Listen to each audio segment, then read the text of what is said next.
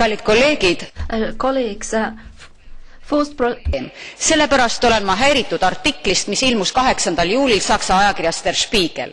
Ehkki artikkel tunnistas prostitutsioonimiljöö vägivaldsust ja kuritegelikkust, püstitati artiklis väiteid, millele ootan selget reaktsiooni volinik Frattinilt, Saksa justiitsministrilt Tsiprisilt ja Europolilt. Artikkel esitas tasakaalustamata moel väiteid, mille kohaselt hinnangud 40 000 Saksamaale toodud Ida-Euroopa prostituudist ei ole kinnitust leidnud. Veelgi enam, artikli toon seadis kahtluse alla fakti, et on põhjustanud sundprostitutsiooni tõusu Saksamaal.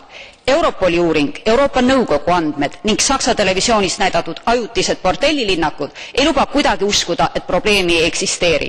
Ma panen volinik Frattinile südamele suhtuda täie tõsidusega lubadusse, mille ta andis möödunud neljapäeval. Seista hea selle eest, et valmiks põhjalik ülevaade sundprostitutsioonist jalgpalli maailmavõistluste ajal.